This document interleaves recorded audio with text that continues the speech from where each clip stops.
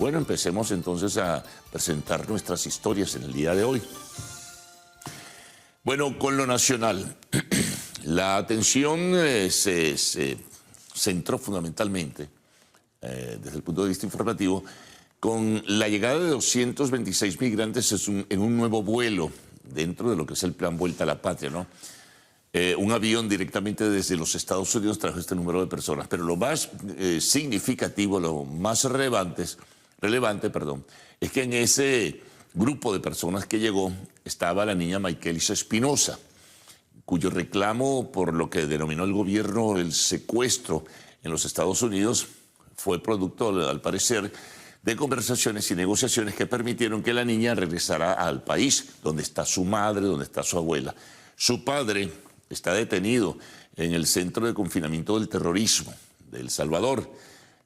Allí pues están aproximadamente 250 venezolanos, es la cifra que se maneja en forma general, y su padre fue deportado como migrante ilegal. La niña había nacido en Perú, al parecer, donde estuvieron sus padres inicialmente. Luego marcharon pues en este recorrido que muchos lo denominaron el calvario de cruzar países hasta llegar a los Estados Unidos, aquellos que tuvieron la oportunidad de hacerlo y cruzar y someterse pues a lo que son las reglas establecidas por los servicios de migración. Sin embargo, bueno, por decisiones del gobierno de los Estados Unidos, estas personas no podían permanecer allí y van en forma paulatina, en forma gradual, siendo deportadas a diversos países. Bueno, entre ellos Honduras, hacia México y luego llegan a Venezuela. Por los acuerdos y las negociaciones que se han realizado, se plantea que creo que aproximadamente una vez a la semana un vuelo directamente desde los Estados Unidos con migrantes venezolanos llegaban. Eso fue lo que ocurrió ayer en horas de la mañana. Bueno, fue recibida la niña Maykelis, una niña de 2 años, por las autoridades del gobierno. Estaba el ministro de Interior y Justicia, estaba la diputada y también esposa de Nicolás Maduro, Cilia Flores. En fin, hubo un despliegue importante allí. Posterior, bueno, ofreció Diosdado Cabello declaraciones en cuanto a que las listas no son coincidentes, las que recibe primero el gobierno venezolano y luego el número de personas con sus nombres que llegan a nuestro país. Volvió a señalar que no hay pues mucho orden en la organización de estos vuelos y del número de personas que son trasladadas, venezolanos en este caso, hacia nuestro país. Aprovechó la oportunidad también Cabello, allí en ese acto en Maiquetía, con la llegada de los migrantes, para reiterar sus críticas a la posición del alto comisionado de las Naciones Unidas en Derechos Humanos, Volker Turk, quien ha hecho observaciones sobre la situación nacional, pero no se había de forma clara y explícita pronunciado sobre la situación de los migrantes venezolanos que son deportados y también el caso concreto de la niña Maykelis Espinosa. Bueno, al margen de todo ello, es una importantísima noticia. Está con su madre, con su abuela, con sus familiares. Ella luego, la niña, fue trasladada a Miraflores, allá fue recibida por Nicolás Maduro, recibió regalos, estaba también pues su madre, su abuela, en fin, estuvo pues un número de personas bien importante, pues revelando y expresando su regocijo por la llegada de la niña al país. Por lo demás, ayer Maduro insistía en que era un compromiso rescatar a los venezolanos que se encuentran en El Salvador, entre ellos el padre de la niña, como decíamos antes. Y bueno, aparte de todo esto, sin embargo, él agradeció al gobierno de Donald Trump y al enviado especial para Venezuela, Richard Grenell, por todo este proceso de negociación bajo cuya responsabilidad estuvo Jorge Rodríguez, el presidente de la Asamblea Nacional, quien también estuvo en ese acto, pues, de Miraflores, junto con la vicepresidenta ejecutiva Delcy Rodríguez. Entonces, bueno, decía que Maduro agradeció al gobierno de Trump por haber sido, en este caso, pues, abierto y flexible, puede entenderse, para poder traer esa niña y el resto de los migrantes que están detenidos. Por cierto, que los migrantes venezolanos que se encuentran en Texas, los que están en en una prisión a la espera de que se les deporte. Ellos se han atrincherado, al parecer, es una información que trascendía en el día de ayer. Están solicitando que se les deporte de la manera más rápida posible. Son venezolanos y que se les traiga al país. Ellos tienen el temor que se les traslade a El Salvador, a este centro de confinamiento del terrorismo, donde la mayoría, de acuerdo a las investigaciones que se han hecho y que se han publicado en medios de comunicación de los Estados Unidos, la mayoría de los venezolanos que están allí no poseen ningún antecedente penal, salvo algunos, desde luego, y ningún antecedente o actividad criminal vinculada a la llamada banda Tren de Aragua. Por cierto que el gobierno de los Estados Unidos insiste en que la banda se ha ramificado y se ha subdividido en otro tipo de bandas que son muy agresivas. Ese es el discurso, ¿no?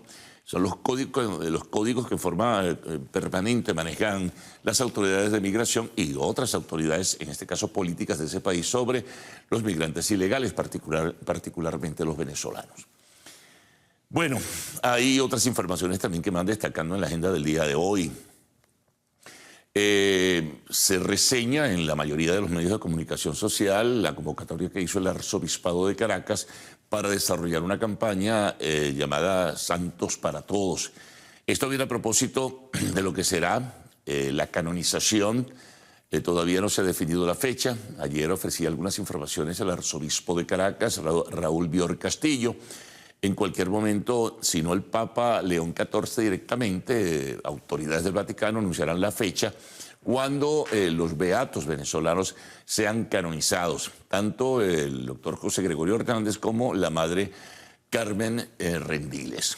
Entonces, aparte de ello, inicia la Iglesia Católica Venezolana toda una campaña de promoción de su vida, de su obra, de su solidaridad con las personas en el país.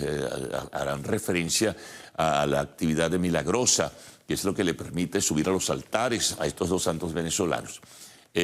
Habrá pues actividad no solo en Caracas, sino también en diversas iglesias del país, pero la coordinación inicial parte del arzobispado de la capital de la República. Luego seguramente se ofrecerán detalles en este sentido. Y a la expectativa entonces de la fecha de la canonización de ambos, que serán santos venezolanos.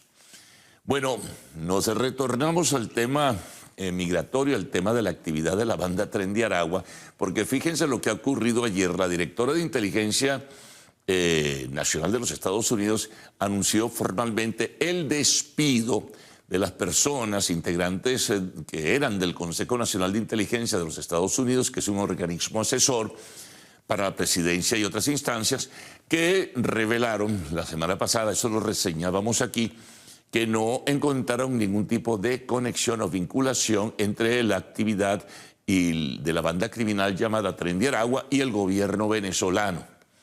En ese sentido, al revelarse esto, se desmontaba o se caía el argumento frecuente, insistente, que maneja y aún sigue manejando pues el gobierno de Donald Trump, de que el grueso de los migrantes ilegales venezolanos tienen vínculos o conexión con la llamada Tren de Aragua, dirigida desde Venezuela, incluso con vínculos presuntos que tendría con el gobierno venezolano. Bueno, el informe de inteligencia del Consejo Nacional de Inteligencia desmontó ese criterio y entonces ahora las personas que elaboraron ese informe han sido despedidas por no coincidir con lo que es la política, la orientación, la filosofía y el discurso del gobierno de Trump sobre los migrantes ilegales. Bueno, regresamos al país. Vamos con el tema electoral. Bueno, estamos a una semana de la conclusión de la campaña electoral. Ha habido diversas interpretaciones sobre cómo se ha realizado. Algunos piensan que ha sido intensa en algunas localidades, en otras un tanto. Se está evaluando cuál sería o podría ser el nivel de participación de los venezolanos. Se realizan encuestas de opinión pública. Hay criterios encontrados sobre si en algunas zonas habrá más participación y en otras no tanto. Bueno, lo cierto es que a partir de hoy jueves se van a profundizar los contactos de campaña de los diferentes actores que participan, actores políticos en este caso, en el desarrollo de la campaña electoral para escoger el domingo 25 de mayo, pues no este, sino el próximo, gobernadores, diputados a la Asamblea Nacional y diputados a los consejos legislativos regionales. Ya ha comenzado, esto se conoció de hace 2 días, la distribución del material electoral. Ha habido algunas observaciones sobre el cronograma del organismo rector, se han hecho críticas sobre el tema de la desaparición en el simulacro del código QR de las actas de votación. Habrá código QR para las actas de votación del 25 de mayo, se plantean algunos factores. Bueno, y el contrapunteo que existe entre los factores que se disputan, posiciones y el voto fundamentalmente de la gente, si se entusiasma y se activa para participar en ese proceso del 25 de mayo. Bueno, temas internacionales. Es de suponer que por la diferencia de horarios a esta hora debe estarse ya realizando la primera reunión. Estamos muy pendientes porque todo sigue siendo un tanto confuso entre las delegaciones de Ucrania y Rusia en búsqueda de encontrar los primeros pasos y los primeros espacios también para lograr un acuerdo. La guerra continúa, Rusia no aceptó un alto al fuego, lo solicita Ucrania, hay una delegación también de Estados Unidos al parecer, al frente de ella está Marco Rubio, el secretario de Estado. Ayer, por cierto, también estuvo en un toque técnico a su regreso de China, estuvo en Moscú, en una escala, el presidente de Brasil, Lula da Silva, conversó telefónicamente con Vladimir Putin para señalarle que bueno, que sencillamente era importante que él participara en esta cumbre. Pues no va a participar Trump. Ya ayer se conocieron quiénes serán o quiénes son los delegados en este sentido. Así que, bueno, estemos muy pendientes de lo que puede ser el desarrollo. No va Putin, irá, no se sabe si va Zelensky en definitiva, quien dijo que él se sentaría a conversar directamente con Vladimir Putin. Bueno, y ver si se avanza, si se adelanta algo en este primer contacto que se realiza en Turquía. Pendientes entonces de llevarles información. Otra nota, nos vamos a Colombia. Ayer fue derrotada en el Senado de ese país la propuesta de consulta popular para impulsar una reforma laboral. Hubo incluso violencia verbal en el Senado de Colombia, acusaciones de un lado y de otro, y además la denuncia de fraude en la votación que hacían los representantes del gobierno de Petro que estuvieron allí presentes y el propio Gustavo Petro, quien se expresó posteriormente a través de las redes sociales.